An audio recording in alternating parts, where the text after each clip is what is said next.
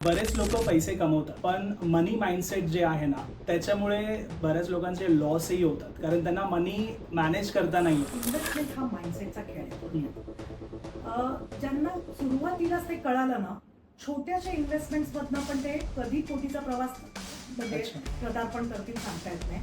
40,000ची salary आहे, पण valuation म्हणजे त्यांचा कॉर्पस जास्त झालेला आहे आणि ज्यांची 2.5 लाख सॅलरी आहे त्यांचा कॉर्पस काहीच नाही आहे. मी जर प्लॅन करतोय कार घेण्यासाठी 5 वर्षांनी आणि माझी सॅलरी आता एक ॲव्हरेज सॅलरी पकडूया आपण 30,000. मॅनेजमेंट कशी केली बरं? आता त्या 30,000 मधनं माझे समजा खर्च वगैरे सगळे पकडून माझे 20-22,000 यूज होत आहेत. बाकी उरतात 5-8,000 रुपये. त्याच्यातून मी कशी प्लॅनिंग केल्यावरती मी कार घेऊ शकतो? सरळ 1.5 लाखाचं डाऊन पेमेंट करायचं, बाकीचं कार लोन उचलायचं. आता बघ, तू गाडी घ्यायचं म्हटलं ना, तर मी सिंपल एक फॉर्म्युला वापरायला सांगते क्लायंटला.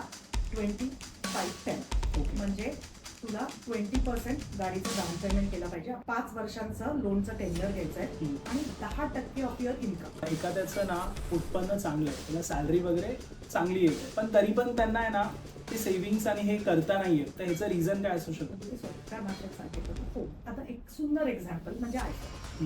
माझ्याच ऑफिसमधली मुलं ज्यांचे चांगले iPhone 14, iPhone 13 म्हणजे अशी काही गरज नव्हती अपग्रेड करायची, पण लगेच मॅडम मला ना iPhone 17 घ्यायचं. कपल वरती बोलूया, जे न्यूली मॅरिड आहेत, नाहीतर 5-10 वर्ष झालेले आहेत, मॅक्सिमम असं पाहिलं जातं की पैशांमुळे प्रॉब्लेम्स क्रिएट होतात आणि बऱ्याच लोकांचे डिवोर्सचे केसेस पण आपण पाहिले.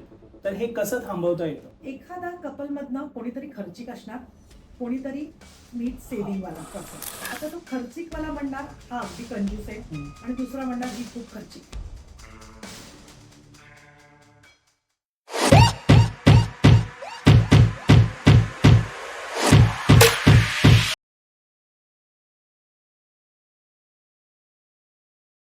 नमस्कार मित्रांनो, स्वागत आहे तुमचं अजून एका नवीन पॉडकास्टमध्ये. तर आज आपले जे गेस्ट आहेत त्यांना तुम्ही ओळखता, आधी पण आपला एक पॉडकास्ट झाला आहे.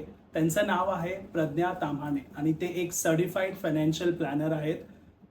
मॅम, स्वागत आहे तुमचं आपल्या पॉडकास्टमध्ये. नमस्कार. नमस्कार. तर बऱ्याच गोष्टी आहेत, बरेच प्रश्नही आहेत. मागच्या पॉडकास्टमध्ये लोकांनी कॉमेंट्स केले होते, तर आज ट्राय करूया ते कव्हर करण्यासाठी. पण त्याच्या अगोदर मला हा प्रश्न विचारायचा आहे की शून्यातून 350 कोटींचा हा जो प्रवास आहे, इतकी मोठी आता आज तुमची कंपनी आहे, त्याच्याबद्दल जरा सांगा. बघ, माझं इंजिनिअरिंगचं बॅकग्राऊंड, मायक्रोसॉफ्टला जॉब केलेला, IT चं सगळं म्हणजे 10 वर्षांचं करिअर आणि त्याच्यानंतर फायनान्समध्ये पदार्पण.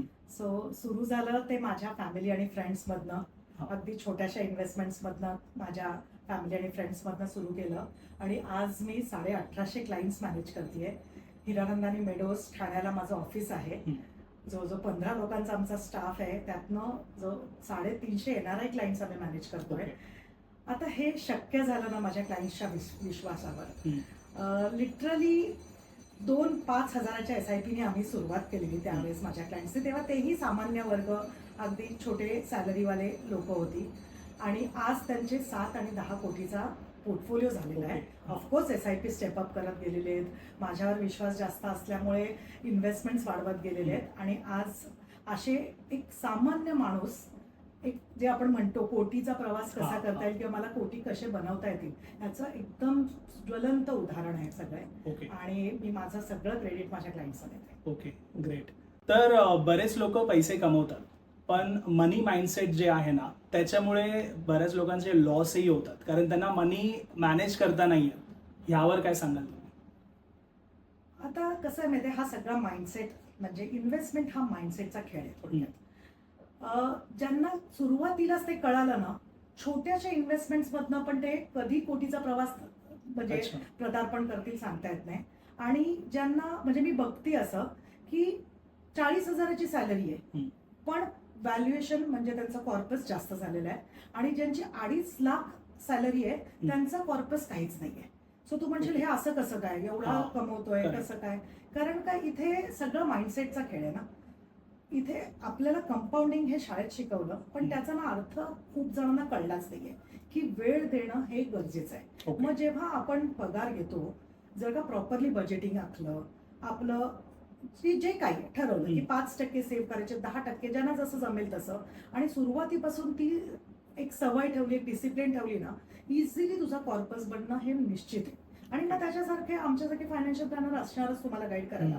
तिथे थोडीशी त्यांची मदत घेतली की इझिली क्लायंटचे जे आपण विचार पण करू शकत नाही की मॅडम तुमचे एवढे कसे काय सगळे पोर्टफोलिओज बनलेले आहेत, ते सगळे एकमेकांच्या सल्ल्यावरनं, हँड होल्डिंगवरनं चाललेले आहेत. ओके सो इझिली शक्य होतं, फक्त माइंडसेट आपलं चेंज करायला पाहिजे. ओके. एक मला एक्झाम्पल द्या. मी जर प्लॅन करतोय कार घेण्यासाठी 5 वर्षांनी, बरं आणि माझी सॅलरी आता एक ॲव्हरेज सॅलरी पकडूया आपण, जी बेसिक असते 30,000. बरं तर मी मॅनेजमेंट कशी केली पाहिजे? आता त्या 30,000 मधनं माझे समजा खर्च वगैरे सगळे पकडून माझे 20-22,000 यूज होत आहेत, बरोबर. बाकी उरत आहेत 5-8 हजार रुपये. त्याच्यातून मी कशी प्लॅनिंग केल्यावरती मी एक कार घेऊ शकतो? बरं, आता कसं आहे माहितीये, तुझा सगळ्यात तू महत्वाचा गोल ठेवलाय तो कारचा ठेवलाय. अशा वेळेस मी काय करेन माहितीये, क्लायंटला ना सवय लागली पाहिजे, इन्व्हेस्टमेंटची गोडी लागली पाहिजे. करेक्ट. तर 2 ते 3 हजार ना तुझ्या स्किल्सवर तू आधी युटिलाइज कर. कारण का तुझ्या 30,000च्या पगाराने तू कुठेही पोहोचणार नाहीस. राईट. तर तुला सेकंड इन्कम, पॅसिव्ह इन्कम, हवी. सेकंड सोर्स ऑफ इन्कम हे वाढवलं पाहिजे. त्याच्यानंतर ते 4-5 हजार उरतायत ना, ते सरळ down payment for the car तू बाजूला सुरू कर. 2 वर्षात आपले जवळजवळ 1,20,000 आपली गुंतवणूक होईल आणि 1.5 लाखापर्यंत आपण पोहोचू शकतो. तर असे करून सरळ 1.5 लाखाचं डाऊन पेमेंट करायचं, बाकीचं कार लोन उचलायचं. ओके. आणि कारण का सगळ्या म्हणजे आपल्याला मोठे मोठे जे आपले ऍस्पिरेशन्स असतात ते लोन शिवाय काय शक्य होत नाही. तर अशा वेळेस इझिली तुला कार टार्गेट करता येईल. एकदा तू ते केलंस ना स्वतःच्या पैशाने, की मग तुला जी गोडी लागते की अरे मी हे करू शकलो, आता मी पुढचं माझं मुलांचं शिक्षण, माझं रिटायरमेंट, मग काही घर असू दे, की ती गोडी लागली की ऑटोमॅटिकली तुम्हाला ते पुढचे टप्पे गाठता येतात. आता तू डायरेक्टली कार घेतला म्हणून माझे क्लायंट्स ना सुरुवातीला एक वेकेशनचा प्लॅन करतात, किंवा एक घड्याळ घ्यायचं आहे, किंवा आता माझ्या ना एका इंटर्नला साडी घ्यायची होती आईची. पहिल्या पगारात त्यांनी साडीचं टार्गेट ठेवलेलं. सो मग किती सिम्पल झालं, म्हणजे एक गुंतवणूक 1,000 रुपयाची इन्व्हेस्टमेंट करत होता, झाले 10,000 रुपये. चांगली आईला लग्नात, त्याच्या भावाचं लग्न होतं, किती आईला म्हणजे तिच्यात म्हणजे लिटरली तिचा मला कॉल आलेला, मॅडम आज तुमच्यामुळे माझ्या मुलांनी आज मला ही गिफ्ट करू शकतो. सो याचे छोटे छोटे आनंद आधी वेचायला शिका, त्याच्यानंतर तुम्हाला इझिली मोठे मोठे टार्गेट्स करायला तर आम्ही बसलेलो आहे. म्हणजे छोट्या एखाद्या 22-25 वर्षाच्या मुलाची 2,000ची SIP पण मला खूप झाली. करेक्ट. आता बघ, तू गाडी घ्यायचं म्हटलं ना, तर मी सिम्पल एक फॉर्म्युला वापरायला सांगते क्लायंटला, 25-10. म्हणजे तुला 20% गाडीचं डाऊन पेमेंट केलं पाहिजे. आपण एक एक्झाम्पल लिस्ट घ्यायचं झालं तर 10 लाखाची गाडी घेतोय समजा आपण, तर 20% म्हणजे 2 लाखाचं तू डाऊन पेमेंट कर. नंतर तुला 5 वर्षांचं लोनचं टेन्युअर घ्यायचंय आणि 10% ऑफ युअर इन्कम. म्हणजे सपोज आता 8 लाखाचं आपण लोन घ्यायचं ठरवलं, तर 16,000चा अंदाज EMI आहे. तर 16,000चा EMI म्हणजे त्याच्यात 10 ते 15% ऍटलिस्ट आपला पगार असला पाहिजे. आता जेव्हा 30,000 कमवणारा माणूस असतो ना, त्यांनी जर आपला आधी पगार वाढवता आला पाहिजे. कारण का लगेच तू 16,000च्या EMIच्या ट्रॅप मध्ये अडकला, तू तुझं जीवन कधी जगणार? बरोबर ना? तर इथे काय होतं मी ते इथे लोक गफलत करतात की लगेच म्हणजे नोकरी सुरू झाली की मला माझं कसं मी माझ्या समाजाला दाखवू शकते की माझं एवढं स्टेटस आहे. तर तिथे कुठेतरी त्या ट्रॅप मध्ये अडकतात आणि आपलं जीवन जगणंच म्हणजे EMIच्या ट्रॅप मध्ये बऱ्यापैकी सगळं नुकसान करून टाकतात. सो जेव्हा तुमचा पगार वाढेल त्याच्यानंतर तुम्ही हा विचार करा, आणि मग तिथे मार्गदर्शन करायला आम्ही असतो की हे म्हणजे मिनिमम एक 70,000 नाहीतर त्याच्यावर सॅलरी असेल तर एक प्रॉपरली मॅनेज होतं. जेव्हा क्लायंट आमच्याशी बोलतो ना, सगळं कॅल्क्युलेशन्स मध्ये आम्ही टाकून ते प्रॉपर लॉजिकल डिसिजन्स घेतो. करेक्ट. आता आपल्या भारतामध्ये मॅक्सिमम फॅमिलीज जे आहेत ते लॉजिकली नाही, इमोशनली विचार करतात, तर त्याच्यामुळे पण हे डिसबॅलन्स होतं. तर ह्यावर कसं मॅनेज करता आलं पाहिजे एका नॉर्मल फॅमिलीला? आता कसं माहितीये, जेव्हा काही डिसिजन घेण्याची वेळ येते, आपल्याला समाजाला दाखवायचं असतं की माझं काय स्टेटस आहे. त्यांना कसं कळणार ना की मी किती कमवतोय आणि काय. मग 2 घरं झाली, 3 घरं झाली, तू सुरुवातच बघ ना.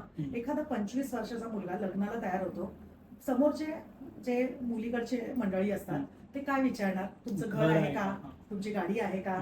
आणि तो मुलगा बिचारा त्या ट्रॅप मध्ये की अरे आता मला तर घर घ्यावंच लागणार. त्याचा पगार आणि त्याची तेवढी म्हणजे त्याचं खरंच तो अफोर्ड करू शकतो का, हा मग त्या इमोशनल प्रेशर येतं की बाबा हा. माझं घर असलं पाहिजे हा. तरच माझं लग्न होईल. मग तिथेच तू लगेचच ईएमआयच्या ट्रॅपमध्ये अडकतो. हम्म. तू नंतर पुढे बघ, मूल होतं, अरे आता मला 1 BHK पुरणार नाही, आता मला हा. 2 BHK घराला लागेल. मग मुलीला बाळाला आपल्या चांगलं आयुष्य द्यायचंय. हम्म. ते बाळाचं संगोपनाचं काय, त्याच्या पुढच्या Correct. शिक्षणाचं काय, तर तिथे कुठेतरी ना हे इमोशनल डिसिजन्स घेतले जातात. हम्म. जिथे आम्ही काय करतो माहितीये, क्लायंटला नीट आता नवरा बायको असतील तर त्यांना आमच्या समोर बसवतो, प्रॉपर फायनान्शियल प्लॅन टाकतो, तिकडे त्यांचे दोघांचे पगार आखले जातात, हम्म. पुढचे खर्च काय, त्यांची स्वप्न काय आहेत, आणि मग त्याच्यात तुमचं घर बसतंय का, तुमच्या गाडीचं स्वप्न बसतंय का. बसत असेल तर येस लगेच सांगतो आत्ताच्या आत्ता घ्या, जेवढं Okay. लवकर घ्याल तेवढं हम्म. बरं. पण नसेल बसत तर स्पष्ट सांगतो, बाबा हे नाही जमणार, तू थोडंसं तुम्ही हे डिले करा. हम्म. हम्म. आणि आता मी तुला एक इमोशनलच डिसिजनचा गोष्ट निघाली आहे तर मी तुला सांगते. माझा एक क्लायंट, सगळं सुरळीत चाललेलं, त्याचं 1 BHKचं घर, म्हणजे नवरा बायको आणि 2 मुलं. ओके. हा, सगळं EMI वगैरे सगळं व्यवस्थित मॅनेज होत होतं. आणि सडनली सगळे आपले फ्रेंड सर्कल, कलिग्स मोठे मोठे घरं घेत आहेत, हम्म. म्हणून यांनी पण डिसिजन घेतलं की आता 2 BHK असला पाहिजे. ओके. आता चुकीचं होतं का, तर अगदी चुकीचं असं काही मी म्हणणार नाही, त्याचे पण ऍस्पिरेशन्स होते. पण सो लर्नर, मुलीचं शिक्षण आता मोठ्या मोठ्या स्टँडर्ड्स मधलं कॉलेजचं वगैरे सुरू होणार होतं. झालं EMI मोठा झाल्यावर सगळंच गणित भिनसायला लागलं. Correct. मग माझ्याकडे दोघंही अपॉइंटमेंट घेतली, मॅडम आता काय करू. हा. मी बघितलं तर नेगेटिव्ह बॅलन्स जातोय दर महिन्याला. म्हटलं कसं मॅनेज करतो, तर क्रेडिट कार्ड्स नाही. मग क्रेडिट कार्ड कसं मॅनेज करतो, मिनिमम ड्यूज नाही. हा. हा. या चक्रात अडकल्यामुळे मी सरळ सांगितलं आता 2 BHK वीक, आणि परत चुपचाप 1 BHK वर यावं लागतं. कारण का तू असं किती दिवस करणार आहे हे सगळं. राईट. मग ह्या ट्रॅप मध्ये सगळं तुझं लाईफच, आणि परत तुला 10 वर्षात रिटायरमेंट आहे, कसं हम्म. मॅनेज करणार आहे रिटायरमेंट. मग तर तसं थोडंसं कधी कधी आपल्याला थोडंसं लॉजिकली विचार. हा. आता मला हे पण एक एक्झाम्पल द्या. जसं आता मगाशी तुम्ही म्हणाला की स्टडीज जशा वरती म्हणजे स्टँडर्ड्स वाढत जातात, तसं हे त्यांचे एक्सपेन्सेस पण तसेच फीज वगैरे वाढतात. तर जे पॅरेंट्स आता जसं ज्यांची सॅलरी 60-70,000 आहे, आणि मग त्यांनी कसं मॅनेज केलं पाहिजे. पहिलं तर ना फर्स्ट फोकस आपल्या रिटायरमेंटला दिला पाहिजे. किड्स एज्युकेशन अगदी महत्वाचं आहे. माझाही मुलगा बाहेर शिकतोय, बट मी सुरुवातीला त्याचे 2,000च्या SIP ने त्याची सुरुवात केलेली. हा. मला माहिती नव्हतं पुढे जाऊन तो कुठे शिकणार आहे, काय शिकणार आहे. पण ना ती SIP दर वर्षाला मी स्टेप अप करत राहिली. ओके. आता 2-4 वर्षापूर्वी मला कळलं की त्याला बाहेर शिकायचं आहे, तो हुशार आहे, त्याचे मास्टर्सला त्याला ह्या कंट्रीमध्ये चांगली डिग्री घ्यायची आहे. बट सातत्याने मी त्याची SIP वाढवत होती. ओके. नंतर तो जसा 18 वर्षाचा झाला ना, त्याच्याच अकाउंटमध्ये ती इन्व्हेस्टमेंट सुरू केली, सो दॅट त्यालाही कळेल की आई किती त्रास देऊन तो त्याचा पोर्टफोलिओ क्रिएट करत होती. त्याच्यात त्याला आवड निर्माण झाली, म्हणजे त्यालाही कळलं की किती टफ असतं इन्व्हेस्टमेंट आणि पैसे कमवणं आणि ते वाढवणं. आणि असं करत आज व्यवस्थित त्याचं शिक्षण चालू आहे. जो 1 कोटीचा खर्च आला. आता तू सांग, हे शेवटच्या क्षणी तू जर का तयार झाला असता की आता माझा मुलगा बाहेर चाललाय आणि आता मी 2 वर्षात त्याला 1 कोटी जमवायचे, पॉसिबल नसेल झालं. हे इझिली 1-2 हजार जेव्हा मुलं जन्माला येतात ना, तेवढ्या SIP ने आज लोक सुरू करतायत, व्यवस्थित त्यांचे कॉर्पसेस मॅनेज होत आहेत. करेक्ट. इतकं सोपं आहे ते. तर ह्याच प्रश्नाला एक कनेक्टेड मला एक प्रश्न आला की मध्यमवर्गीय माणसांना जसं रिस्क ह्या शब्दांनीच भीती वाटते. मे बी हे ह्याच गोष्टीमुळे, कारण त्यांचं कॉर्पस नाहीतर त्यांनी आतापर्यंत सेव्हिंग प्लॅनिंग तशी केली नव्हती. तर हे कशामुळे असू शकतं. आता रिस्क आहे म्हणून रिस्क वाटते. कारण का म्युच्युअल फंड, आपण पहिलंच एक वाक्य काय डिस्क्लेमर बघतो, mutual fund is subject to market risk. आता तू सांग, जेव्हा बाई एखादी जेवण बनवते, सिलेंडर आपण वापरतो घराला, आता पाईप गॅस आले त्या, आणि किती सिलेंडर एक्सप्लोर्सचे तू म्हणजे ऐकले असतील न्यूज. ती बाई तिथे थांबवते का जेवण बनवणं, कारण का तिला ती सवय झालेली असते, ती एक्सपर्ट झालेली असते. तू फायर फायटर्स बघ, भीती असते, बिल्डिंगला आग लागलेली असते तरी तिथे जातात, कारण का त्यांचं ते जॉब असतो, त्यांना त्याच्या ट्रेनिंग मिळालेली असते. तसंच जेव्हा तुला रिस्क मॅनेज करायची आहे ना, तर तुला प्रोफेशनलची हेल्प घ्यायला पाहिजे. आता तिथे कोण आलं, म्युच्युअल फंड मध्ये फंड मॅनेजर्स. फंड मॅनेजर्सच्या हाताखाली 10 रिसर्चची मुलं, 10-15, तर त्यांचं जे नॉलेज असतं त्याच्यामुळे आपली रिस्क ना एकदम बऱ्यापैकी मिटिगेट होते किंवा खाली जाते. त्याच्यानंतर आमच्यासारखे फायनान्शियल प्लॅनर्स असतात, जे कुठले फंड तुम्ही निवडायला पाहिजे ते गाईड करतात. आता तू सांग, तुला जर का वर्षाच्या आतमध्ये पैसे पाहिजे, तर लगेच आम्ही डेट किंवा FD तुला सजेस्ट करणार. तू जर का म्हणशील मला 2 ते 3 वर्षात पैसे लागतात, तर मी हायब्रिड फंड तुला सजेस्ट करेन. तू म्हणशील मला माझ्या मुलांचं शिक्षण, माझं रिटायरमेंट, मला मॅडम 7-10 वर्ष तरी हे पैसे नको आहेत, तर इक्विटी फंड सजेस्ट होणार. तर ह्या सगळ्यांमध्ये ना मग रिस्क बाजूलाच राहते. मी नेहमी लोकांना कसं सांगते माहिती आहे, माझ्याकडच्या जे येतात क्लायंट्स, की तुम्ही ना डेटा नीट अनालाइज करा. बघा, SIP जेव्हा आपण करतो 10-15 वर्ष, जर का तुम्ही कुठल्याही SIPचा वर्स्ट परफॉर्मिंग SIPचा पण तुम्ही ट्रॅक केला ना, त्याच्यात तुम्हाला कळून येईल कुठल्याच SIPने निगेटिव्ह रिटर्न दिलेलं नाहीये. तू आश्चर्यचकित होईल, तुला 11% खाली रिटर्न दिलेला नाहीये. अच्छा. आता तू सांग, मग रिस्क होती कुठे? मग तू का FD मध्ये टाकतोस जिथे तुम्हाला 30% टॅक्स ब्रॅकेट लागतो? सिंपल अगदी लॉजिक आहे. थोडं प्रोफेशनल हेल्प घेतली पाहिजे, हँड होल्डिंग पाहिजे. आपण 21 वर्ष आई बाबांना पकडूनच वरती मोठे होतो. डायरेक्ट 1 वर्षाचा मुलगा डिसिजन घेऊ शकतो का? नाही. तर तसंच आहे. तर मॅम, आता तुम्ही जसं सांगितलं की रिस्क घेतली पाहिजे, आणि लोक काही आहेत जे रिस्क घेतात सुद्धा, आणि रिस्क घेतल्यानंतर इन्व्हेस्टमेंट ते करतात. म्हणजे बाहेर इंटरनेट वगैरे इथे तिथे बघून म्युच्युअल फंड्स वगैरे मध्ये इन्व्हेस्ट करून टाकतात. पण ना, डेटा असा मी पाहिलाय की ज्याच्यामध्ये इन्व्हेस्टमेंट केल्यानंतर आहे ना, ते 2 महिन्यात, 3 महिन्यात, मॅक्सिमम 1 वर्षामध्ये ते परत जे ती SIP बंद करून टाकतात. तर हे असं का होतं? आता माझं जे ऑब्झर्वेशन आहे ते तुला सांगते. कसं होतं माहितीये, आपण खूप म्हणजे इन्फ्लुएन्सर्स बघून किंवा कोणाचा तरी मित्राचा पोर्टफोलिओ क्रिएट झालाय हा बघून आपण इन्व्हेस्टमेंट आपली खूप मोटिवेशनली सुरू करतो, की आता माझं चाइल्ड एज्युकेशन करायचंय, माझं रिटायरमेंट करायचंय, आणि सुरुवात होते. त्याला 16-15 जे काही टक्के मिळाले असतात ते आपल्या मित्राला मिळालेले असतात. आपण जेव्हा सुरुवात करतो ना, वर्षभरातच पोर्टफोलिओ नेगेटिव्ह, किंवा माझ्या वर्षभरात माझ्या ह्याच्यावर 35% गेन समजा, लगेच आता हे इधर प्रॉफिट बुकिंग तरी झालं पाहिजे, नाही तर मला गेन्सच नाही, मला थांबवलीच पाहिजे माझं SIP. आणि दुसरं म्हणजे मला आता समजा आपण 5 लाख रुपये जमवले म्युच्युअल फंडात, गाडी लगेच दिसली किंवा स्मॉल मधला सेल दिसला किंवा काहीतरी मोठं इक्विपमेंट दिसलं, अरे नंतरचं गोल नंतर बघूया, आताचं लाईफ घेऊन टाकू. सो इथे मी बघते ना, कुठेतरी तो डिस्कनेक्ट होतो. जो आपण पर्पजने आपली इन्व्हेस्टमेंट सुरू केलेत ना, ते कुठेतरी पर्पज बाजूला राहतं, आणि लोक पैसे विड्रॉ करून घेतात किंवा SIP स्टॉप करतात इमोशनल जाऊन, आणि तिथे कुठेतरी म्हणजे त्यांचं जे कंपाऊंडिंग व्हायला पाहिजे ना, ते होतच नाहीये. तिथे थोडासा मी क्लायंट्सना तरी सांगते की बाबा, आपला पर्पज काय होता?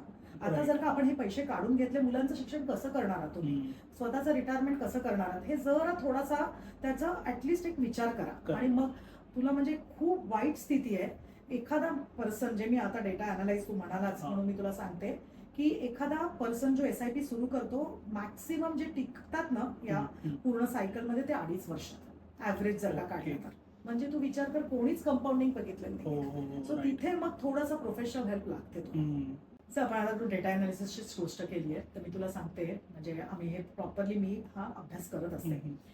जेव्हा तुझे डायरेक्ट कुठल्या प्लॅटफॉर्म्समधनं इन्व्हेस्टमेंट सुरू होतात, ग्रो झाला, सिमोदा झाला, तर त्यांना मग गायडन्स नाही मिळत. जसं गेल्या वर्षभरात, 1.5 वर्षात हार्डली फ्लॅट रिटर्न्स आहेत किंवा निगेटिव्ह रिटर्न्स आहेत.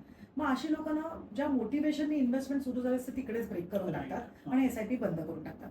हेच जर का थोडासा ऍडवायझरच्या मदतीने जे करतात, जे डिस्ट्रीब्युटर्स म्हणजे त्यांचे मॅनेज करतात, तिथे कुठेतरी इमोशनल त्यांचा बिहेवियर आहे ना, असे डिस्ट्रीब्युटर्स मॅनेज करतात, आणि त्याच्यामुळे त्यांची SIP कंटिन्यू राहते. सो तिथे तुला डिफरन्स मला बऱ्यापैकी दिसतोय. कारण का आता माझ्याच क्लायंटचं तू जर का बघितल्या, की मी सांगते 34 आणि 36 वर्षांचा मुलगा आहे आणि 2.25 कोटीचा पोर्टफोलिओ, कसं शक्य झालं मॅडम? म्हणजे क्लायंटचं डेडिकेशन, डिसिप्लिन डेफिनेटली आहे, पण त्याच्याबरोबर आमची साथ पण आहे. हा मॅटर करतो. तर लोकांना आयुष्यभर मेहनत करून सुद्धा संपत्ती का नाही मिळवत आहेत? म्हणजे ते एक विचार केलेले असतात की ह्या गोष्टी मला हव्यात, पण म्हणजे फॉर एक्झाम्पल 30 वर्षाचा कोण आहे, त्यांचा गोल असतो की 50 पर्यंत मला ह्या गोष्टी अचीव्ह करायच्या, पण त्यांना नंतर रिअलाइज होतं 50 एज नंतर की मी काहीच मिळवलं नाही.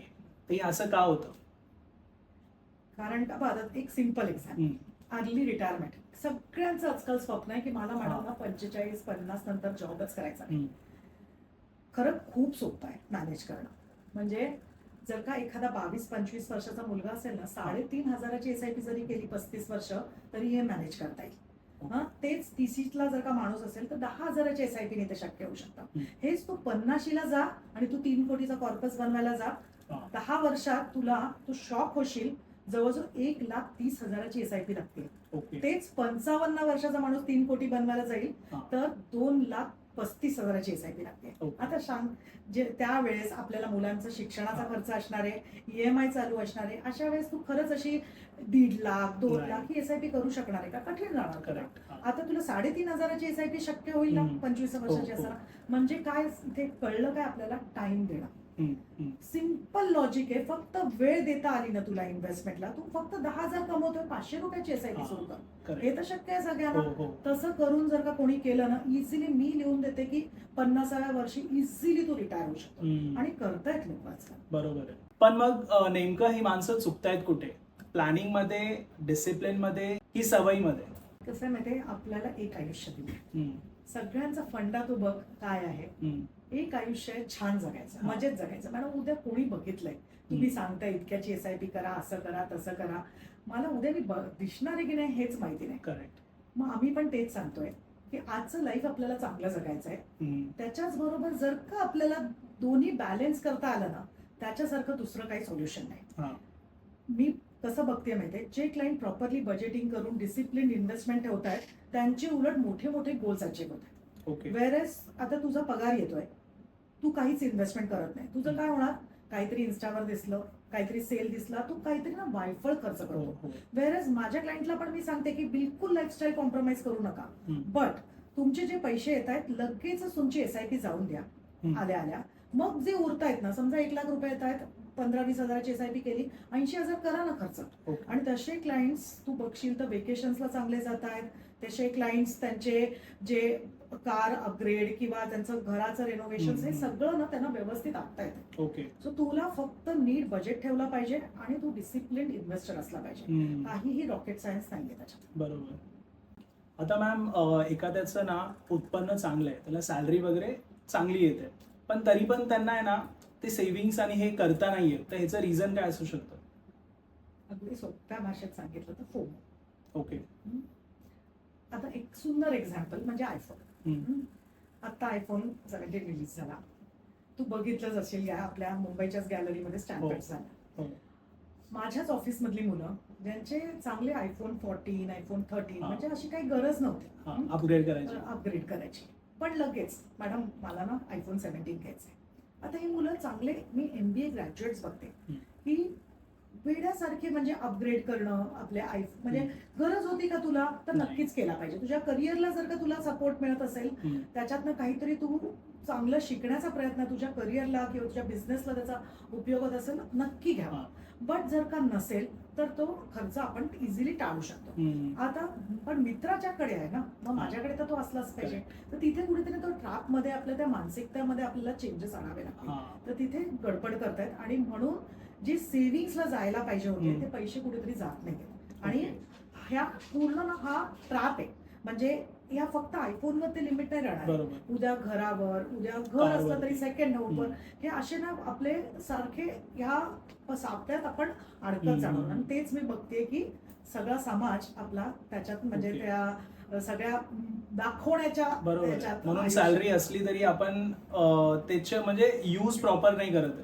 त्याच्यात तू जर का बजेटिंग केलं ना परत की आणि एक डिसिप्लिन ठेवला, ते खुश म्हणजे तुझं जी काही स्वप्न आहेत ना ती इझिली तू साकार करू शकतोस. ओके. तर मॅम, जसं आता तुम्ही म्हणालात की आयफोन तुमच्या ऑफिसमधल्या त्या मुलांनी, चला ती जरा मोठी आहे, पण जी मुलं आता शिकतायत, न्यू जनरेशन जे आहे, स्कूलमध्ये गणित, विज्ञान ह्या सगळ्या गोष्टी तर शिकवत आहेत, पण पैसे मॅनेजमेंट हे का नाही शिकवत? आता मला जर का तू सांगितलं तर मी नक्कीच एखादा फायनान्सचा सब्जेक्ट इंट्रोड्यूस करायला सांगेन, म्हणजे आपण सगळ्यांनी केलं पाहिजे. दुर्दैवाने ते नाही. पण मी कसं केलं माझ्या मुलांच्या बाबतीत तर मी ते सांगू शकते तुला. आता माझी मुलं जशी टीन मध्ये यायला लागली, काही डिसिजन मेकिंग असेल, म्हणजे घर घेणं आलं, गाडी घेणं आलं, सो मी तेव्हापासून आहे ना की आमच्या दोघांच्या डिस्कशन मध्ये मुद्दाहून त्यांना आणायची कुठली गाडी घेऊया. मग सगळ्यांनाच आपले आपले BMW, मर्सिडीज काय सोपं आहे ना नावं घेण्यात. तर पण मग लगेच आता आपला पगार एवढा आहे, आपल्याला एवढा EMI झेपेल का? मग मुलांना ते EMI काय असतो, लोन काय असतं, हे अशी सुरुवात झाली आमची त्यांना, म्हणजे त्याच्यात जरा एक्झॅक्टली आहे काय ते. आणि मग तिथे नंतर आता जेव्हा तुला सांगितलं की माझा मुलगा आता बाहेर शिकतोय, कॅनडाला तो मास्टर्स इन डेटा सायन्स करतोय, तेव्हा त्याच्या 18 वर्ष झाल्यापासून मी त्याच्या ह्याच्यात मुद्दाम एक SIP सुरू केली टू अंडरस्टँड हिम की पैसे बनतात कसे, हो. सेव्हिंग कसं होतं, डिसिप्लिन कसं होतं, त्याचा उपयोग कसं झालाय ते मी तुला सांगते. आता त्याचा काही खर्च आहे तिकडे, महिन्याला इतका सुंदर मला एक्सेल मध्ये बजेट लिहून पाठवतो की मम्मा माझा एवढा खर्च झाला, आता किती उपयोग झालाय. बाकीच्या मित्राला ते जमत नाहीये, पण हा मुलगा इतका सुंदर नाही, मग ह्या स्टोअर मधनं नको त्या स्टोअर मधनं आपण घेऊया, कारण का त्याला माहितीये की मम्मा एवढा बजेट देते, त्याच्यात मला हे सगळं बनवायचं. सो इथे कुठेतरी मी पॅरेंट्सना नेहमी सांगते की तुमची जबाबदारी असते की मुलांना व्यवस्थित फायनान्सचं लिटरसी देणं हे आपलं पण कर्तव्य बनतं. आता हे जेव्हा आपण करू ना, त्यांना पुढच्या त्यांच्या पिढीला खूप सोपं जाणार आहे.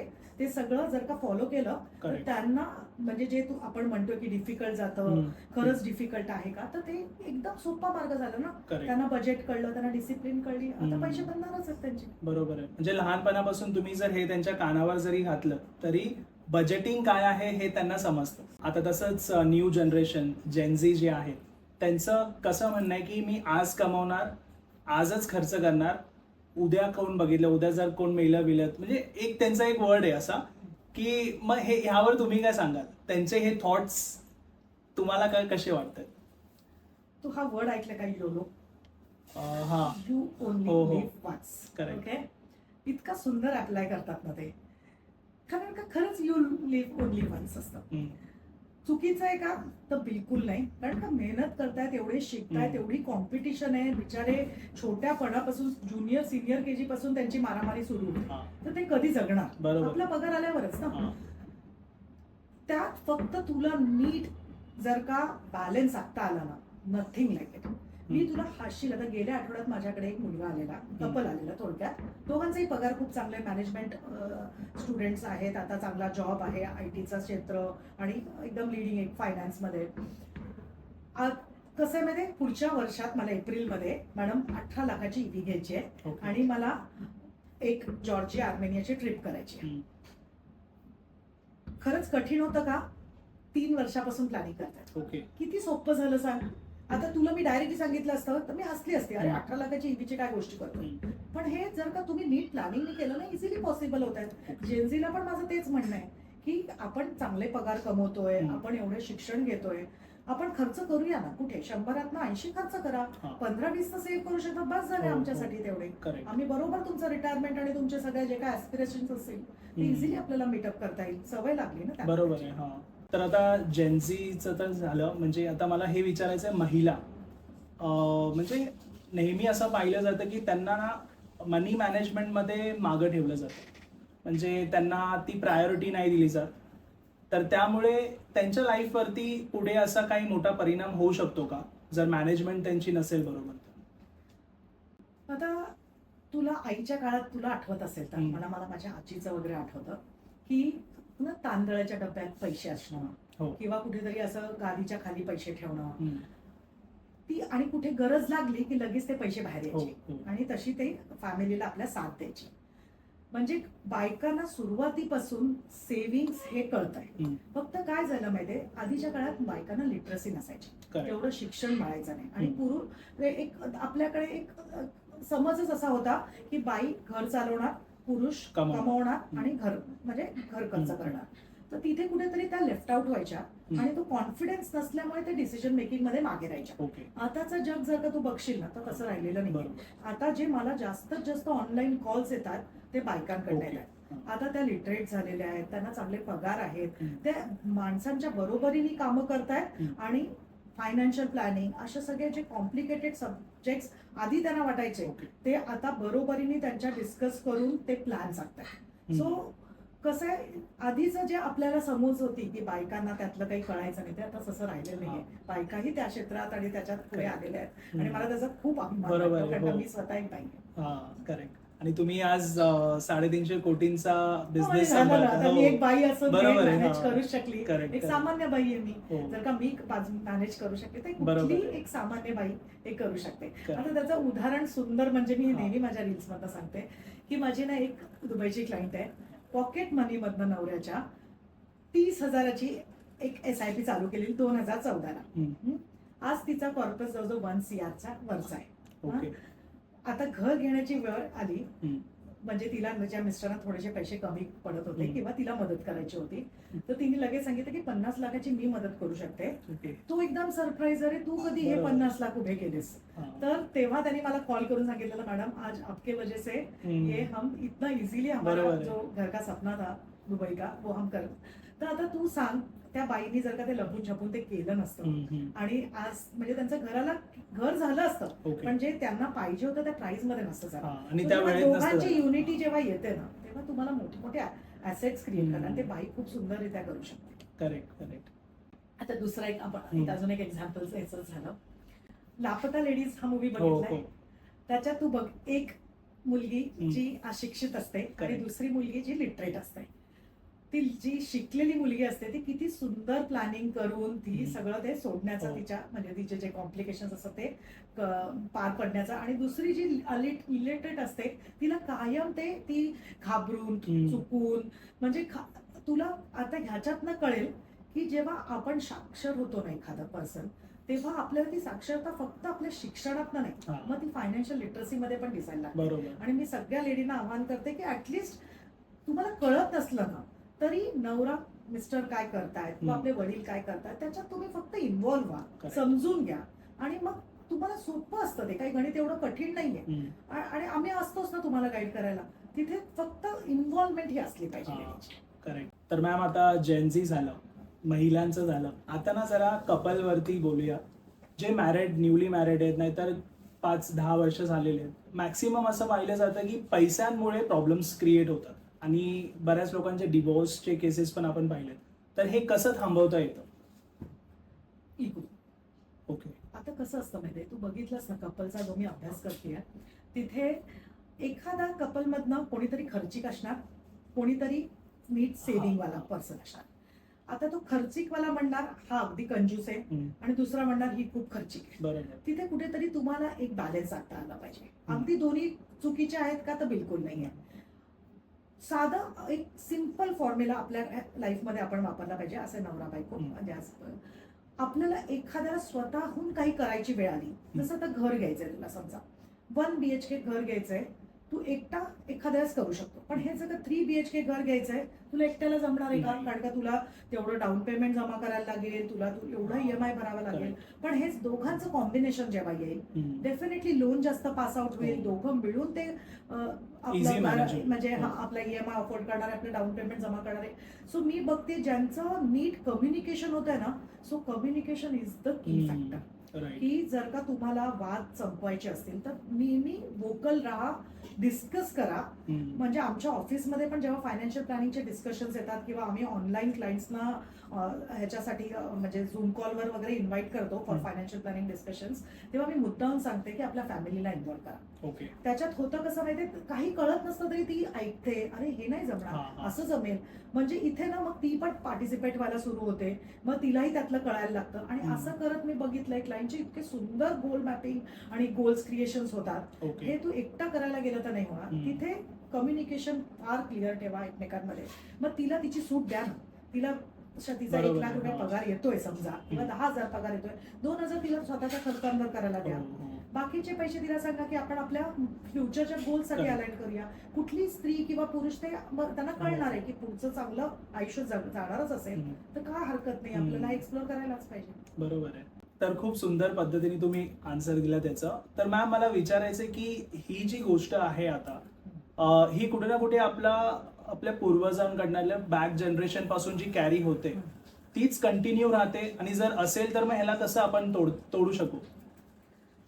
आता बघ, पूर्वज काही चुकलेले नाहीये, त्यांचं लाईफ त्यांनी सुंदर आखलेलं आहे आणि म्हणून आपण आज एवढं चांगलं आपला दिवस बघतोय. पण कुठेतरी ना त्यांच्या काळात सगळ्या गोष्टी वेगळ्या होत्या. एक तर जॉईंट फॅमिली सिस्टम होती, नंतर लाईफस्टाईल हा मोठा एक्सपेन्स त्यांच्या समोर नव्हता जो आपल्या समोर आलेला आहे.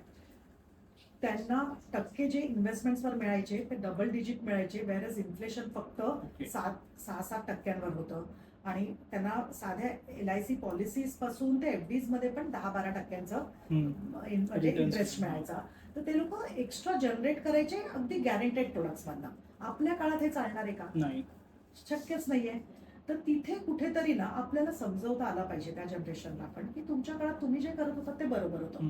तुम्ही ईपीएफ करायचा, तुम्ही ट्रेडिशनल प्लॅन्स घ्यायचा, तुम्ही एफडी करायचा, काही चुकीच्या मार्ग नाहीये ते. बट आता आम्हाला जेव्हा पुढे जावं लागतंय तेव्हा आम्हाला इन्फ्लेशन आलं, आम्हाला एज्युकेशनचं इन्फ्लेशन तर 10% आलं. तर हे जर का सगळं कॅटर करायचंय किंवा हे सगळं समोरी जायचंय तर मला माझी इन्व्हेस्टमेंट इन्फ्लेशन प्लस 4 to 5% एक्स्ट्राने वाढवलीच पाहिजे. आणि मग त्यासाठी आपल्याला हे म्युच्युअल फंड्स, इक्विटीज हे आपल्याला मार्ग निवडावे लागतात. ओके, असं होतं. आता ह्याचं ना एक सुंदर एक्झाम्पल माझ्या स्वतःच्याच लाईफमध्ये घडले म्हणून मी तुला सांगते.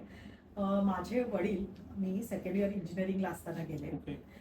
आता म्हणजे खूप प्रेम आमच्या फॅमिलीवर, पण ना तिकडे कुठेतरी एक म्हणजे त्यावेळेस एवढं सिरियसली घेतलं जायचं नाही फायनान्सला, कारण ते जॉईंट फॅमिली सिस्टम असायची. माझं साधं आमचं घर जे आम्ही राहतो होतं ना त्याच्यात पण माझी आई नॉमिनेशनला नव्हती. नंतर जे म्हणजे लिटरली इन्शुरन्स तर त्या काळात लोकांना माहितीच नसायची. फार फार तर एक छोटी मोठी LIC पॉलिसी वगैरे घेतलेली असायची, त्या पलीकडे काही नसायचं.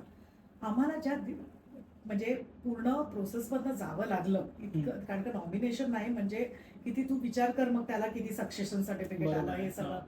आत्ताचं काळ असं राहिलंय का बघतो प्रॉपरली फायनान्शियल प्लॅनिंग. म्हणजे माझ्याकडे 26 आणि 28 वर्षांची मुलं मुली येतात आणि मेरे को रॉयल एनफील्ड बाइक लेनी है, मुझे ये ईवी कार लेनी है, मेरे बच्चों को अब्रॉड का एज्युकेशन आहे. म्हणजे इतकं अवेअरनेस क्रिएट झालंय आणि त्याच्यामुळे खूप माइंड शिफ्ट झालंय आणि ते आपल्याला आपल्या पॅरेंट्सना समजवता आलं पाहिजे. करेक्ट. तर मॅम, कोणताच पॉडकास्ट जो आहे तो घराशिवाय पूर्ण नाही होत.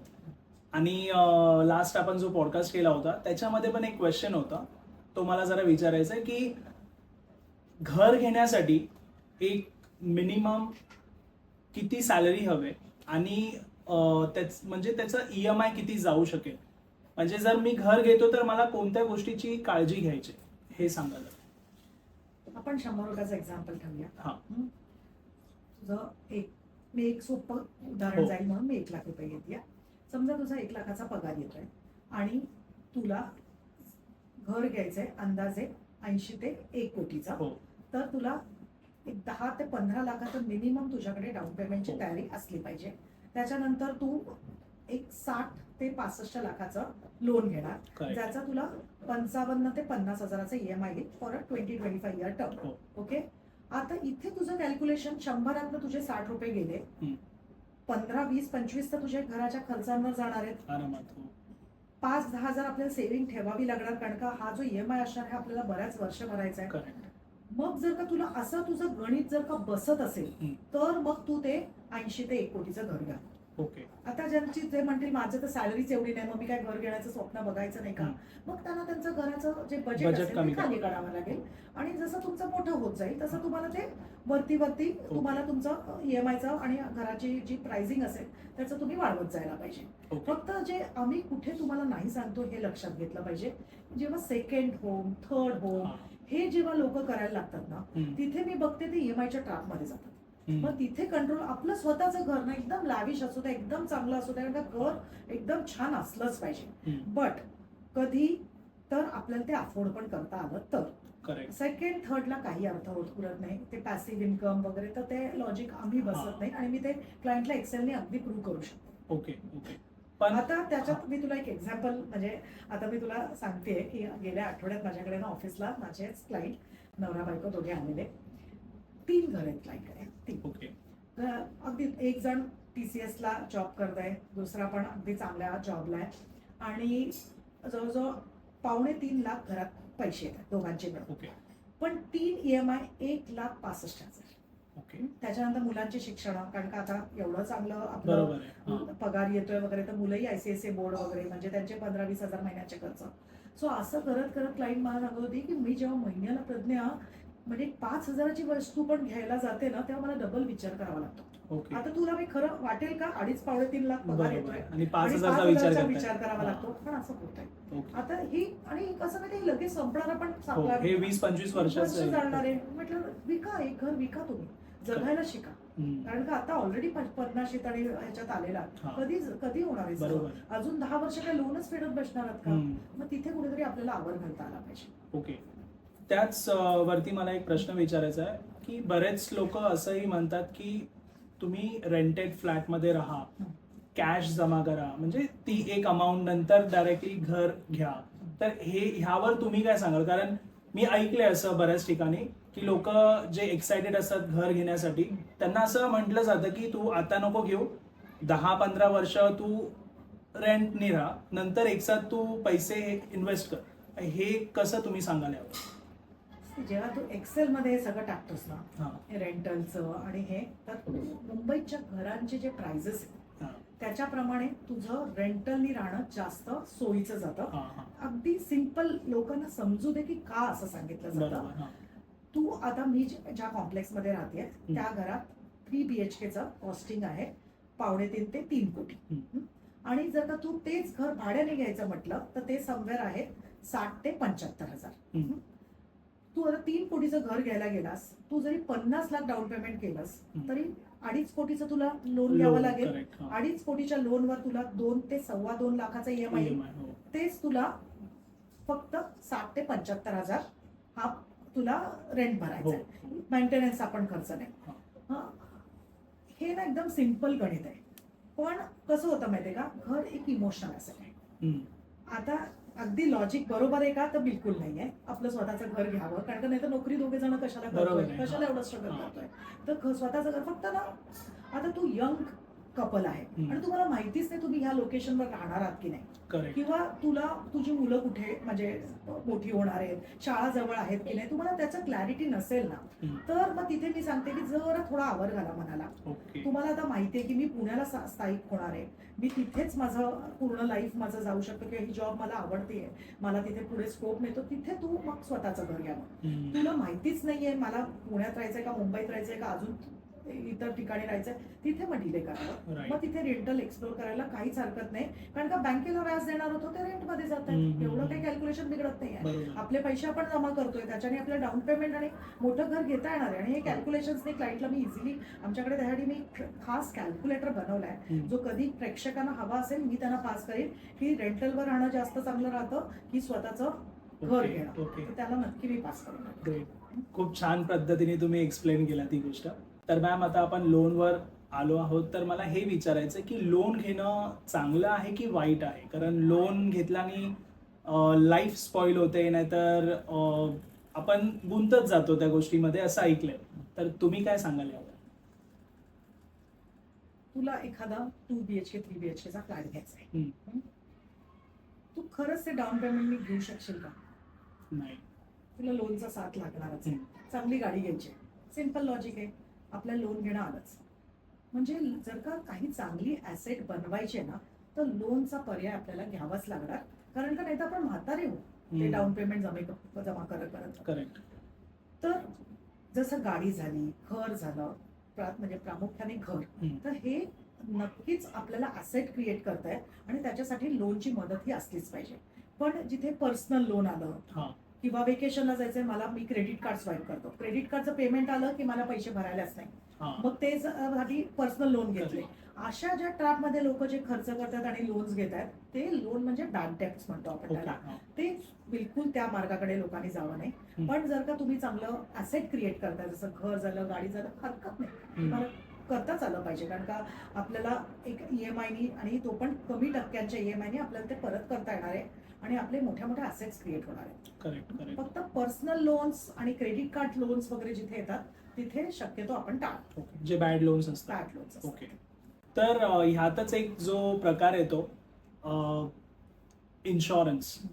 तर लोक ह्या गोष्टीला इन्व्हेस्टमेंट समजतात. महिन्याला जी अमाऊंट ते पे करतात 3,000 5,000 जी असेल, त्यांना वाटते की ते इन्व्हेस्टमेंटच करतायत.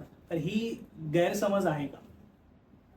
पहिल्यात आपल्याला उद्देश कळला पाहिजे इन्शुरन्सची पॉलिसीज घेताना, की आपण इन्शुरन्ससाठी इन्व्हेस्टमेंट केलेली का इन्व्हेस्टमेंटसाठी इन्शुरन्स घेतला.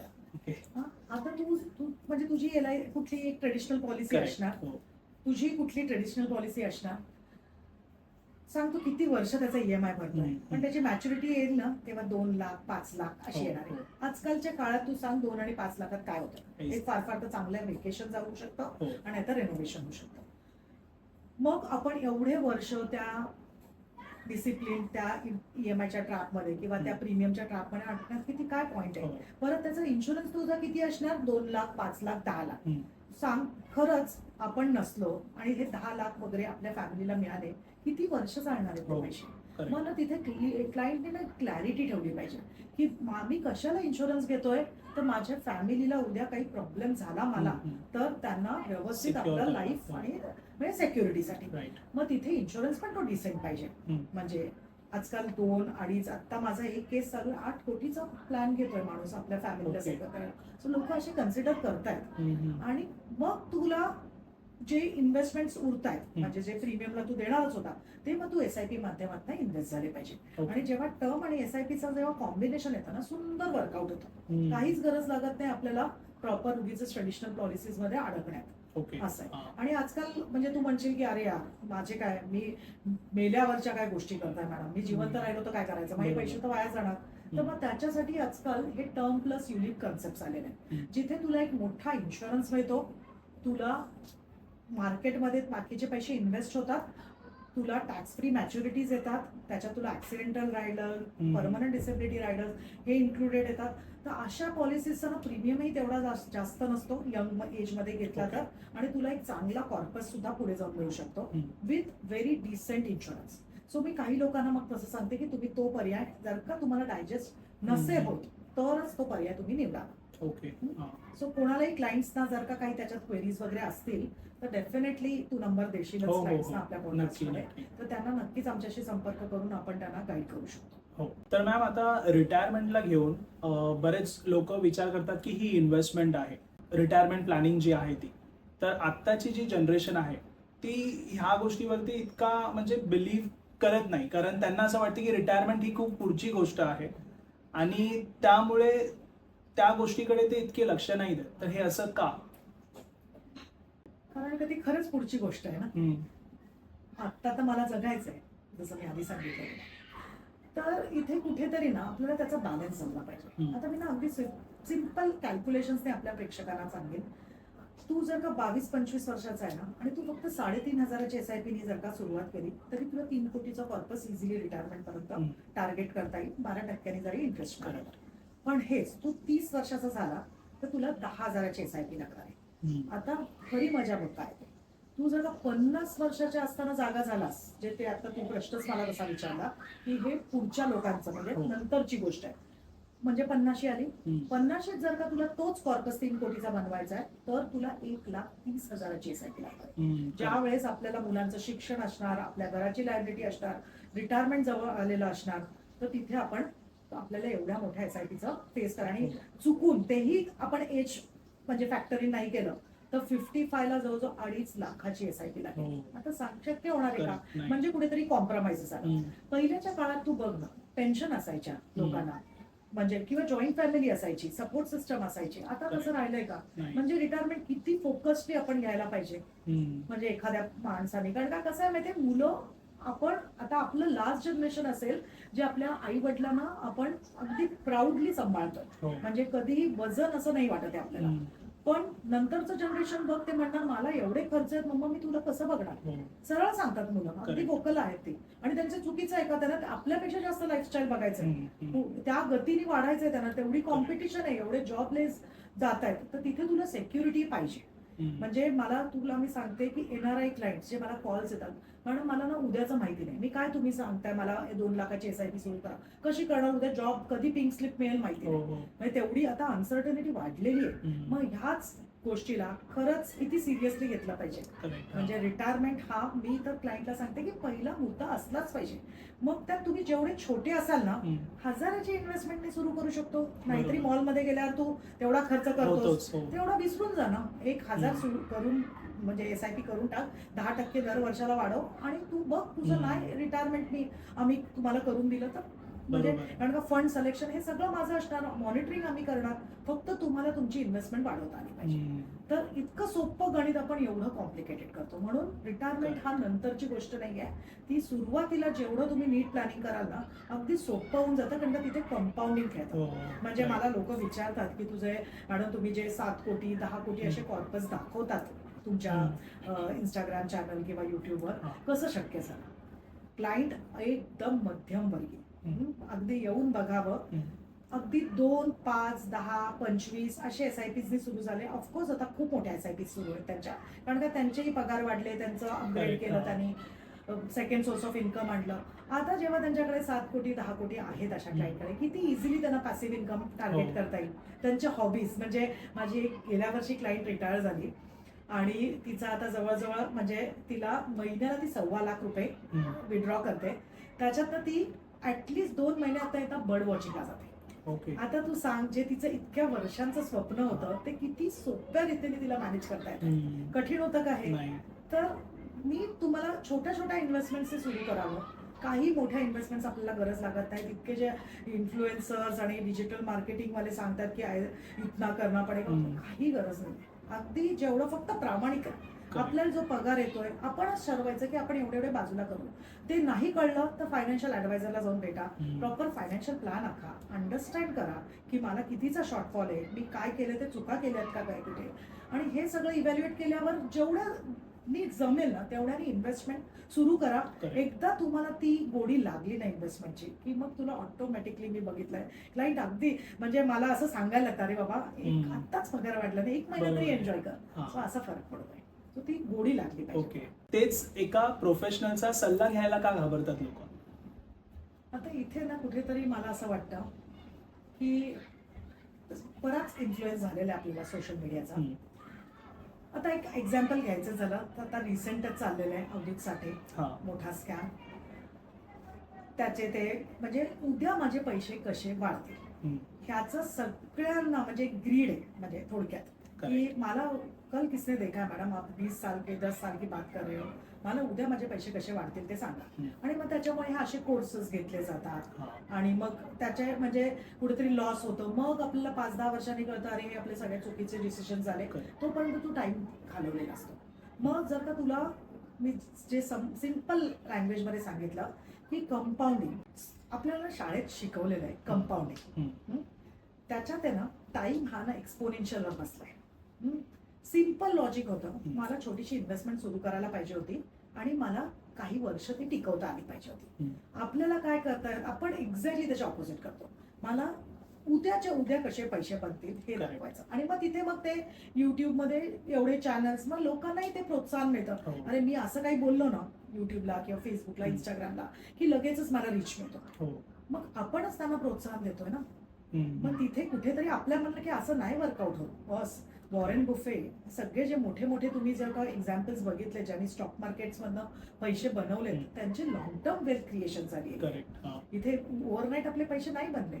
हा तुम्हाला करायचंच आहे, 2-4% तुम्हाला एक्सपेरिमेंट करून बघायचं बघा, पण तिथे कुठेतरी मनाला आवर घालता आला पाहिजे. आता सोशल मीडिया एकदम सोपं झालेलं आहे. झालं जेमिनी आलंय, AI ChatGPT आलंय. सगळ्यांना वाटतं आपल्याला काय इन्व्हेस्टमेंट म्हणजे काय, एकदमच सोपं काम आहे. काय एवढं कठीण? जरा त्याला विचारलं give me the name of 5 mutual funds which I can get good returns, लगेच उत्तर आहे तुला. इतकं सोपं झालेलं आहे आजकालचं. म्हणजे उद्या मला पैसे लवकरात लवकर कुठले स्कीम्स सांगा तर लगेच mid cap small cap schemes येतील. म्हणजे इतकं सोपं. खरंच असं होतं का? नेगेटिव्ह झालं तर काय, हा विचारच करत नाही. मग तिथे कुठेतरी ना तो ऍडवायझर जो असतो तो तुम्हाला प्रॉपरली गाईड करून की सर आपल्याला होरायझन 2 वर्षांचा असल्यावर आपण मिड कॅप स्मॉल कॅप घेऊच शकणार नाहीयेत. आपल्याकडे स्कीम्स आपल्याला चेंज करावं लागणार. सो इथे ना कुठेतरी प्रोफेशनलची फार गरज येते. कारण का नुसतं सोशल मीडिया, आता तू अवधूत साठेचंच एक्झाम्पल आता जे रिसेंटली चालू आहे, किती लोक त्याचे ट्रेनिंग कोर्सेस अटेंड करायचे. त्याच्यात काय शिकवलं जायचं, intraday, swing position, delivery, positional calls. आता तू सांग, सगळं त्या माणसाला ब्लेम करण्यात अर्थ आहे का? आपण पण तेवढाच विश्वास टाकला त्यांच्यावर आणि ह्या सगळ्या म्हणजे याच्यात अडकलो. कारण का आपल्याला लगेचच पैसे वाढून, आम्ही जेव्हा सांगतोय की तुम्ही SIP करा, तुम्ही लॉंग टर्म तुमचे गोल्स क्रिएट करा, तिथे आम्हाला म्हणजे मूर्खात काढतात. आणि अंकल किसने देखा है, म्हणजे ह्याच मुलांच्या लँग्वेजमध्ये यो लो. तर मग तसं आहे. तर त्यामुळे कुठेतरी मनाला नीट आवर कुठेतरी मनाला नीट आवर घालता आला पाहिजे. तर सर्वात खोटं कोण बोलतं, समाज, कुटुंब की स्वतःचा मेंदू? तुला काय वाटतं? म्हणजे आजकालचं हे पाहिल्यानंतर तर मला सोशल मीडिया सगळ्यात आधी तेच हे येते. कारण जर माझ्या मनात कोणती गोष्ट येते तर मी जर माझ्या फ्रेंड्सला विचारलं तर ठीक आहे, पण सोशल मीडियावरती जेव्हा मी गोष्टी जसं आज 1 रुपया इन्व्हेस्ट करा, उद्या 10 रुपये होणार, हे अशाच दिसणार आहेत.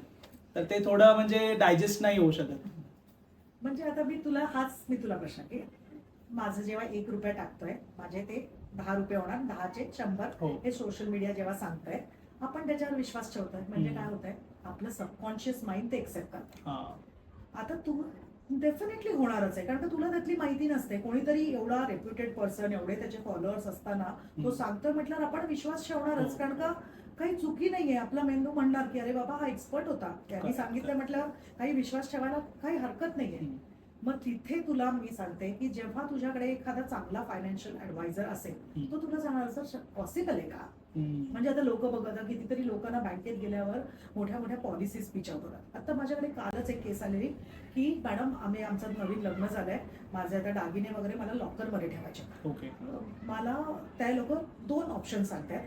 प्लॅन आहे जिथे मला 1 लाख रुपये 10 वर्ष भरायचे आणि मला एवढे एवढे पैसे मिळणार, आणि दुसरं ऑप्शन म्हणजे मला 2 लाख रुपये 5 वर्ष भरायचे, मला हे ऑप्शन मिळणार. मॅडम तुम्हाला काय वाटतं, सांग किती चुकीचं. लॉकर घ्यायचं काय संबंध आहे तुझा पॉलिसीचा, इन्शुरन्सच्या पॉलिसीचा. पण ट्रॅप मध्ये अडकतोय ना आपण. मला लगेच कॉल केला, म्हटलं असं काही करणार नाही, त्यांना सांग तुम्ही नाही देते आम्ही दुसऱ्या इथे जाऊ किंवा आम्ही फार तर एखादी एफडी करू. इथे तुला लगेच ते थांबले ना त्या ट्रॅप मधनं. बरोबर. तसंच तुला ते फायनान्शियल ऍडवायझर थोडासा ट्रस्ट असला पाहिजे, आणि त्याला मदतीला घेऊन जर का तुम्ही केलं ना तर तुम्हाला जे वाटतं डायरेक्ट मध्ये माझे एवढे पैसे वाचतात, रेग्युलर वाटतं, हा सगळं कन्फ्युजनच तुमचं दूर होतं. कारण का शेवटी तू फायनली एका कॉर्पस क्रिएशनच्या मागे लागतो की माझं मुलाचं शिक्षण आहे, माझं स्वतःचं रिटायरमेंट आहे, ह्याचा आपला फोकस असणार आहे ना की माझा रिटर्न किती येतोय, मार्केट पडलं, मार्केट बुडलं, सोशल मीडिया काय म्हणते, हे काय म्हणते, हा मग सेकंडरी होतात आता ह्या गोष्टी. तर तिथे कुठेतरी प्रोफेशनल प्लीज हेल्प घ्यावी क्लायंट. करेक्ट. म्हणून आपल्याला कुणाचं तरी गायडन्स असणं, जसं प्रोफेशनल गायडन्स असणं इम्पॉर्टंट आहे. बरोबर म्हटलं तुम्ही. जसं प्रोफेशनलचा गायडन्स, जसं आपण आजारी पडल्यावरती डॉक्टरकडे जातो, तसंच ह्या बाबतीमध्ये प्रॉपर आपला जर फायनान्शियल ॲडवायझर असेल जो ह्या प्रत्येक गोष्टीमध्ये सांगेन आपल्याला, नाही तर मदत करेन, तर ह्या सगळ्या छोट्या छोट्या गोष्टीतून पण आपण वाचतो. जसं तुम्ही आता एक एक्झाम्पल दिलात, त्यामध्ये त्यांचा इतका म्हणजे एक प्रकारे तो लॉसच होणार होता, इतकं पण त्यात त्यांना बेनिफिट नव्हतं, पण ते वाचले कारण त्यांना तुमचा सल्ला मिळाला. सिम्पल लॉजिक आहे ना. तुला डोकं दुखतंय, तुला माहिती क्रोसिंग घ्यायचं. आता रिपीटेडली तुझं डोकं दुखायला लागलं, तू काय करशील, जाशील डॉक्टरांकडे, नीट तपासून बघशील, डॉक्टर रिपोर्ट चेक करायला लावतील आणि मग तुला सांगतील की बाबा तुला हा आजार आहे आणि त्याच्यासाठी तुला हे औषधं घ्यायचे. सिम्पल तेच आहे. जे तुम्ही रिपोर्ट तपासणी वगैरे करतात ना, ते आम्ही एक्झिस्टिंग ऍसेट्स म्हणतो. करेक्ट. तुला जे कन्क्लुजन काढतात त्याला आपण म्हणतो शॉर्टफॉल्स म्हणतो, आणि जे ह्या प्रोसेसला जे आम्ही नाव दिलेलं आहे त्याला फायनान्शियल प्लॅन म्हणतो. राईट. सो जर का प्रॉपरली कन्सल्ट करून प्रॉपरली फायनान्शियल प्लॅन म्हणून तुला कळेल, अरे मला 50,000ची SIP ची गरजच नव्हती, माझी 25,000 पण ते काम होतंय, किती बरं वाटेल तुला, शांत झोप. आणि बऱ्याचदा क्लायंट्सना असं होतं, अरे मॅडम हे सगळं केल्यावर मला कळलं मी एकदम ऑन ट्रॅक आहे, किती सोपं गेलं मला. म्हणजे असं ही फिलिंग आपल्याला आली पाहिजे. आणि मग तेव्हा थोडासा तो एक त्याच्यात अभ्यास आहे, शिक्षण आहे, त्याला जर का अप्रोच केलं तर ते जास्त सोयीचं जातं. तर मॅम मला विचारायचंय की कोटींचा कॉर्पस बनवणं इतकं डिफिकल्ट आहे का? तू म्हणशील तर खूप डिफिकल्ट आहे आणि म्हणशील तर अगदी सोपं आहे. कसं? जेव्हा नोकरी लागते ना, अगदी 100-500च्या SIP सुरू करा. हे तर शक्य होऊ शकतं सगळ्यांना. कोणी मला, कारण का मेरा तो इतना पगार नाही, मॅडम तो 25,000 की SIP कुठे नाही बाबा, 500,000ची SIP त्यांनी सुरुवात करा. पगार वाढणार आहे आपला, गॅरंटेड पगार वाढणार, आपण काय तसेच बसून राहणार नाही. जसं वाढवत जाईल ना, जसं जमेल तसं 10%, 15%ने स्टेपअप करायचा. आणि जसं आपण कुठेतरी मॉलमध्ये गेलो असतो आणि तो पैसा, एखादा मूवी बघितली असेल, 1.5-2 लाख मॉलमध्ये गेलो असतो, 1,500-2 हजार खर्च केले, तसं तुमचे ते पैसे उधळले असं समजा आणि ते विसरून जा.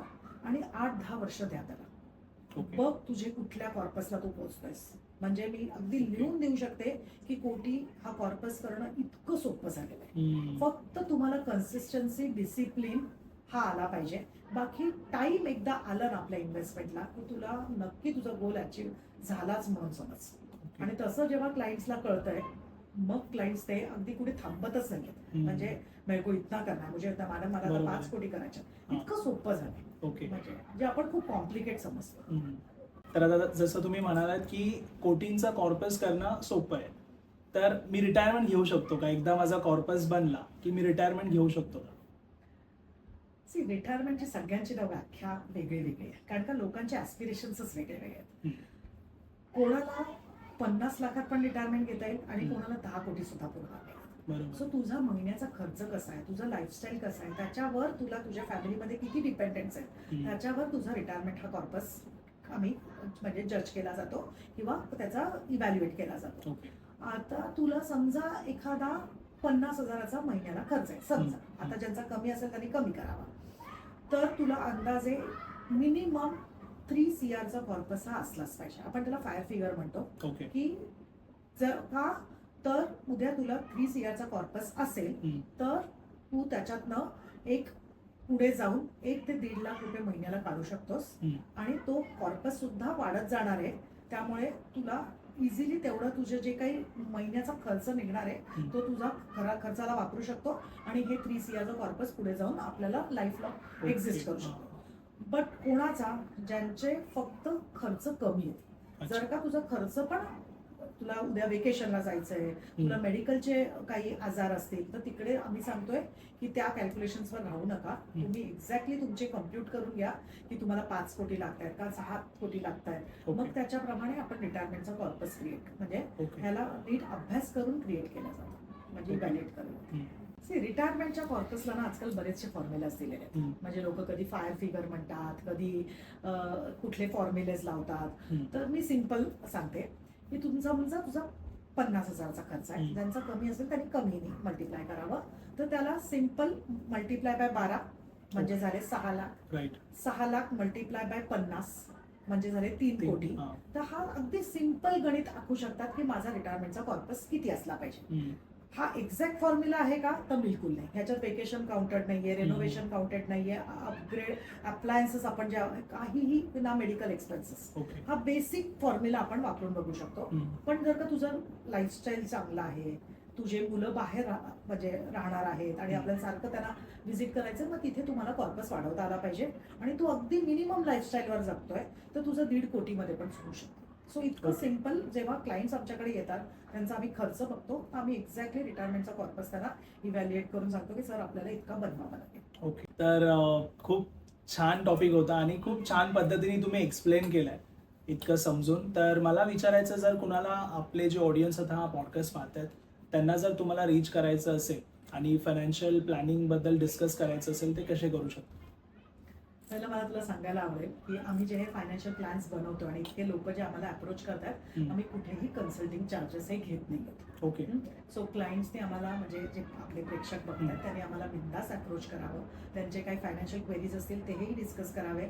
अगदी NRI क्लायंट्स आम्हाला भरभरून माझ्या व्हॉट्सॲपवर मेसेज टाकतात किंवा मला कॉल करतात आणि आपण म्हणजे कुठेही जॉग्राफिकल रेस्ट्रिक्शन नाहीये, कुठूनही आम्ही झूम आणि गुगल मीटवर आम्ही कनेक्ट करतोय क्लायंटशी. ज्यांना आमच्या ऑफिसला यायला जमतंय ते ऑफिसला येऊन व्हिजिट करतायत. सिंपल मी 3 गोष्टी क्लायंट्सकडनं विचारते सुरुवात, जर का क्लायंटला आपल्याकडनं प्रॉपर फायनान्शियल प्लॅन बनवून घ्यायचं असेल तर, की तुम्हाला आधीच्या ज्या इन्व्हेस्टमेंट्स केलेल्या आहेत त्यांची मला एक्झॅक्टली एक्सेलमधनं ते इन्फॉर्म करू शकतात. नंतर आताचा प्रेझेंट कॅश फ्लो म्हणजे हातात किती इन्कम येतोय, किती त्यांचा खर्च जातोय, ऑन द हायर एंड कुठेही लाईफस्टाईल कॉम्प्रोमाइज करू नका. आणि तिसरं म्हणजे त्यांची फ्युचरचे गोल्स. तुम्हाला जेवढी तुमची स्वप्न आहेत ना आम्हाला सांगा ना, कारण का आम्ही बसलोच त्याच्यामध्ये, आपल्याला मिळून ते एकत्र म्हणजे साकार करायचे. तर ते जर का मला कळलं तर एक्झॅक्टली आपण फायनान्शियल प्लॅन आखतो, त्यांचे शॉर्टफॉल्स काढतो, काही चुका असतील एक्झिस्टिंग इन्व्हेस्टमेंट्स ते हायलाईट करतो आणि त्यांना सांगतो की ह्या प्रोडक्ट्समध्ये इन्व्हेस्टमेंट्स केल्या पाहिजे. त्यातनं कुठेही जेवढे इंडियात जेवढे प्रोडक्ट्स अवेलेबल आहेत, म्हणजे तू कॉर्पोरेट FD म्हण, तू बॉन्ड्स म्हण, PMS म्हण, AIF म्युच्युअल फंड्स, स्टॉक्स, नंतर सगळे जेवढे प्रोडक्ट्स इंडियात अवेलेबल आहेत तेवढ्या सगळ्या एकाच डॅशबोर्डवर क्लायंटला दिसतात. मी पूर्ण मॉनिटर करते आणि त्यांना त्याचा पूर्ण ऍक्सेस असतो जे ते बघू शकतात मी किती टाकलेत, माझे किती झालेत, मला काय टक्के, आणि मॉनिटरिंग सगळं आमच्याकडनं होतं. माझ्याकडे जवळजवळ 15चा स्टाफ आहे, त्याच्यातनं 6 मुलं जे सर्टिफाईड फायनान्शियल अनालिस्ट आहेत ओके. आणि त्याचं शिक्षण घेत आहेत. सो त्यामुळे क्लायंटला एकदम खात्रीदायक कॉन्फिडन्स येतो की बाबा जे काही गायडन्स येतोय ते नक्कीच ह्या मॅडम नीट गाईड करतील. आणि त्याच्यासाठी नेहमी आमचे गुगल रिव्ह्यूज क्लायंट चेक करू शकतात, ओके. ज्यातनं त्यांना एक खात्री म्हणजे की ऑनलाईन करतोय तर कसा विश्वास ठेवायचा. आणि मी कधी कधी क्लायंट्सना रेफरन्सेस सुद्धा पास करते. म्हणजे समजा ते बँगलोरमधनं करतात तर बँगलोरचा रेफरन्स पास करते, क्लायंटनी क्रॉस चेक करावा आणि मग इन्व्हेस्टमेंट करावी. ओके, ग्रेट, खूप छान. मेन म्हणजे आपण खूप बेसिक क्वेश्चन्सनी स्टार्ट केला होता पॉडकास्ट, कारण लोकांचे प्रश्नही तसे होते. पण बेसिक करता करता आपण कधी डीपमध्ये गेलो तेच नाही समजलं, कारण खूप इंटरेस्टिंग आणि खूप छान झाला आजचा पॉडकास्ट. थँक्यू सो मच, खूप बरं वाटलं तुमच्याशी बोलून. आणि जी डिटेल्स आहे ती मी पूर्ण डिस्क्रिप्शनमध्ये मेन्शन केली आहे. कोणाला कॉन्टॅक्ट करायचं असेल तुम्ही प्रज्ञा मॅमना कॉन्टॅक्ट करू शकता. आणि थँक्यू सो मच. धन्यवाद.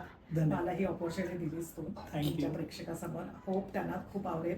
त्यांना काहीही क्वेरीज असतील तर आम्हाला नक्कीच ते संपर्क करू शकतात आणि आम्ही त्यांना प्रॉपर मार्गदर्शन करू एवढी खात्री आहे. नक्की नक्की.